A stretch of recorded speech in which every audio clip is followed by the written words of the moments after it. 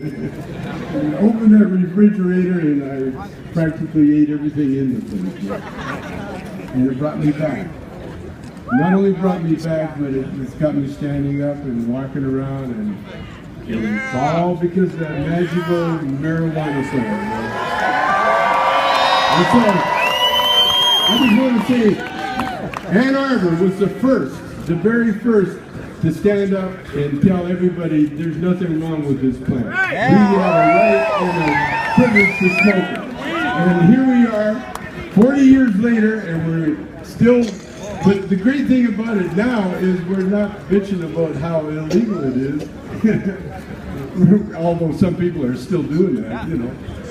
But now, I'm a standing example of what happens if you smoke pot for all your life.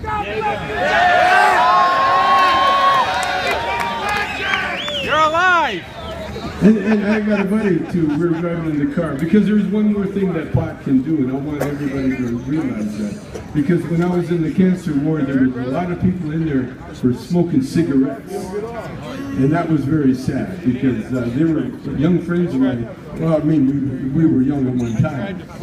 When I was going to radiation, I was walking by, and this buddy of mine looked up at me, and I recognized him kind of, but he had aged.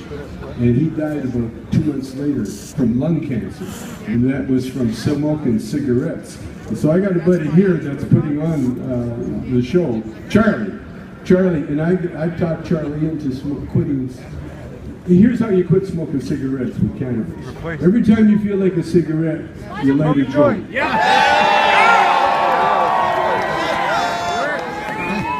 And I'll tell you, after a while, you don't need to smoke anymore. No. After a while, all you want to do is light that joint. And that's what I did 50 some odd years ago. And I'm 70, I'll be 78 next month. Yeah. And so, again, you know, it's not enough that we can smoke cannabis legally, but we got to take care of our health. Everybody out there, you are a temple.